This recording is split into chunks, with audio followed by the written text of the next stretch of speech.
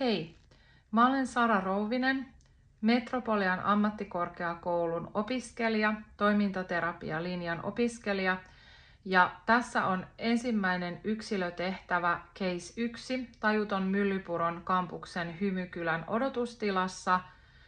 Ensiapu osio tästä kurssista ja tämä videotehtävä. Tässä on tilanne, jossa olen hakemassa parini kanssa odotustilasta seuraavaa päivän viimeistä asiakasta. Hän on Virtanen. Odotustilassa ei ole muita asiakkaita samalla hetkellä. Me kutsutaan asiakasta nimeltä, mutta hän ei reagoi kutsuun.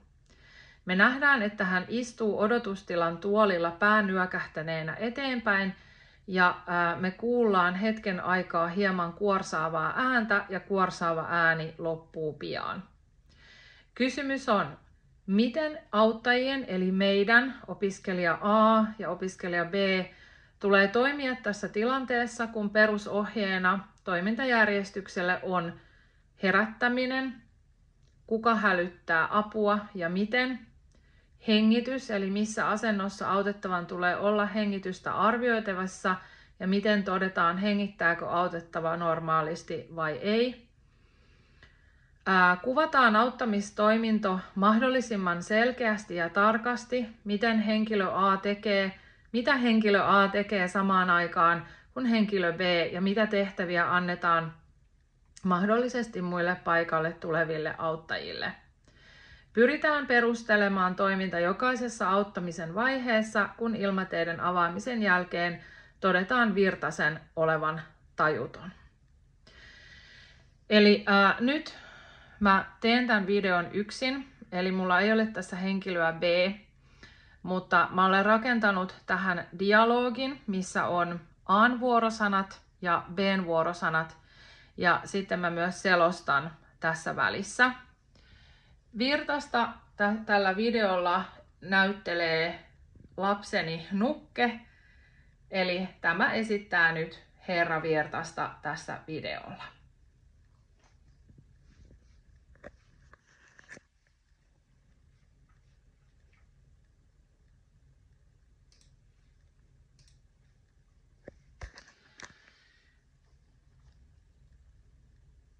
Kohtaus 1.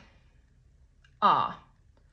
Okei, mennään hakemaan päivän viimeinen asiakas. Virtanen. Katson Nukkea. Hänen pää on etukumarassa. B. Hän näyttää olevan etukumarassa ja kuorsaus loppui äkisti. Ei hyvä. Vaihe 1. Herättäminen. A. Menen Virtasen viereen ja ravistelen hellästi. Herra Virtanen, kuuleeko herra? Avatkaa silmät. B. Reagoiko hän? A. Ei mitään reaktiota. Hän on tajuton. Vaihe 2. Hälyttäminen. A. Minä jään potilaan luo. Soita sinä 112. B ottaa puhelimen. Soitan. Hei, täällä Metropolia Myllypuro, Hymykylän odotustila. Meillä on tajuton aikuinen. Ei reaktiota. A. Pidä linja auki.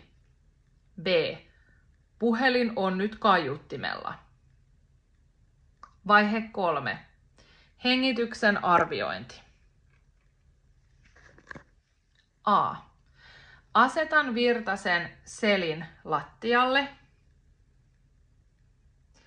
Avaan hengitystiet. Eli nyt näytän pään taakse taivutuksen ja leuan noston.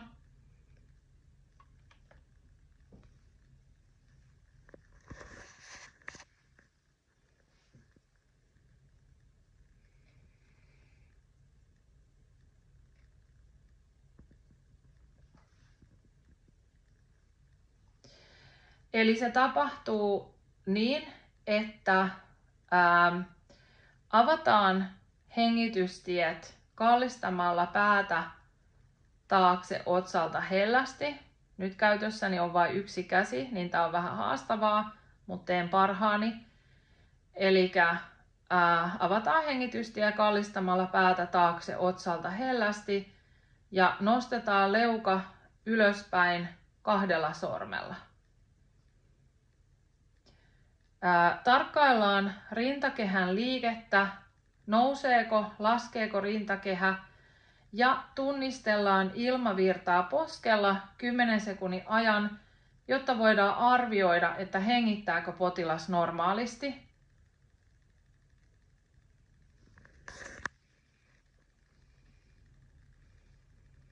Yksi, 2, 3, 4, 5, 6, 7, 8, 9, 10.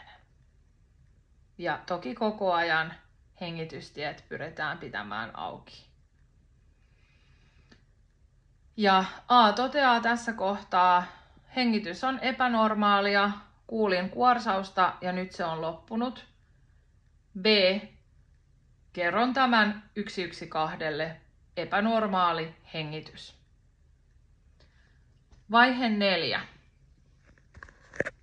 Toiminta. A. Käännän Virtasen kylkiasentoon.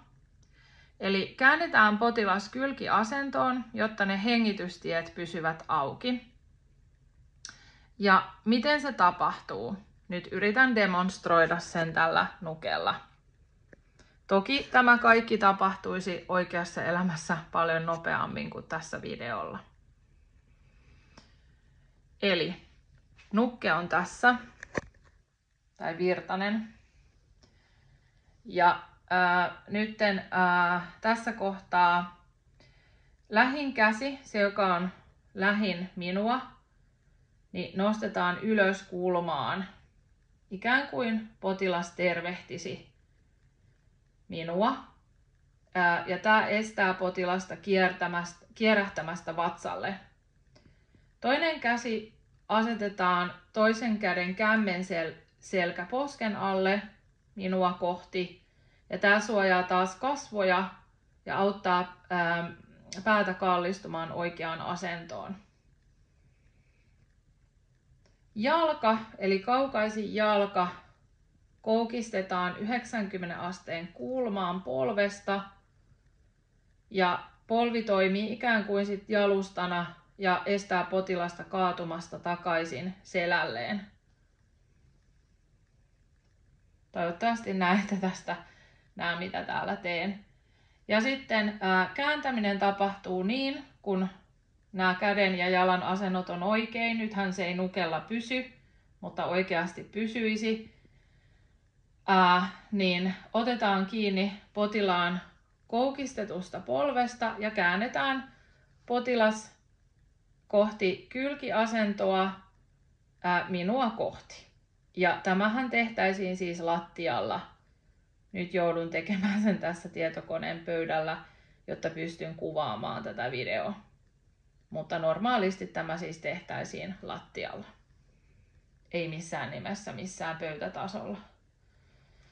Ja pään asento, kun potilas on kyljellään, niin kallistetaan sitä päätä taaksepäin. Nyt taas hankala tehdä yhdellä kädellä. Suu osoittaa hieman alas, niin siis koko ajanhan potilas on näin kyljellään. Eli kallistetaan päätä taakse, hengitystiet auki, suu osoittaa alas, jotta jos siellä on jotain eritteitä, ne pääsee valuun alas. Ja varmistetaan, että se posken alla oleva käsi pysyy paikoillaan, jolloin se tukee sitä päätä. Eli kertauksena. Ennen kylkiasentoa siis nostetaan tämän läheisen käsi ylös, asetetaan se toinen käsi posken alle ja koukistetaan se kaukaisin jalka. Käännetään potilas itseä kohti ja kallistetaan päätä taakse. Suu osoittaa kuitenkin alaspäin mahdollisen eritteiden valumisen takia, jotta potilas ei tukehdu niihin ja hengitystiet pysyvät näin ollen auki. Tilanne jatkuu. B kysyy, menenkö hakemaan defibrillaattoria? A vastaa, kyllä, jos se on lähellä. Muussa tapauksessa pyydä joku muu noutamaan se. B sanoo, selvä, varmistan defibrillaattorin ja ohjaan ensihoitajat paikalle. Vaihe 5. Tarkkailu. Ja koko ajan meillä on Virtanen täällä nyt kylkiasennossa. A. Jään tänne Virtasen viereen ja tarkkailen hengitystä koko ajan. B. Pysyn linjalla 112 kanssa ja päivitän tilanteen. Eli koko tämän ajan B on ollut yhteydessä 112 ja pitänyt linjan auki. Lopetus. A. Olemme arvioineet, meni sekaisin nämä äänet, eli B:n ääni on matalampi, A:n korkeampi. A. Olemme arvioineet potilaan tajuttomaksi, tarkistaneet hengityksen ja asettaneet hänet turva-asentoon. B. Apua on hälytetty ja ensihoito on matkalla. Ja A ja B toteavat yhdessä, olemme valmiita aloittamaan elvytyksen, jos hengitys loppuu. Eli tässä tämä case 1, tehtävä 1. Pahoittelut, että tämä video ei ole tällainen teknisesti kauhean taitavasti tehty, mutta toivottavasti näitte suurin piirtein, mitä yritin Nuken kanssa tehdä yhdellä kädellä. Normaalissa tilanteessa käytössä on toki 2 kättä ja on helpompi sitten, tai ei helpompi, koska on tositilanne, varmasti haastavampi, mutta tarkoitan sitä, että on helpompi sitten kuitenkin ne kädet pysyy paikoillaan, kun potilas on tuossa tilassa, niin tässä tämän Nuken kanssa vähän ehkä hankala demonstroida tätä, varsinkin sitten kun samaan aikaan kuvaa ja sitten tässä on vielä 2 roolihenkilöä. Mutta tosiaan tässä videolla esitin tämän tilanteen vaihe vaiheelta mahdollisimman tarkasti ja näyttelin sekä A-henkilöä että B-henkilöä vaihtamalla B-henkilölle matalan äänen, jotta erotitte, mitä B sanoi ja mitä A sanoi. Ja Nukke oli alias Virtanen tällä videolla. Kiitos.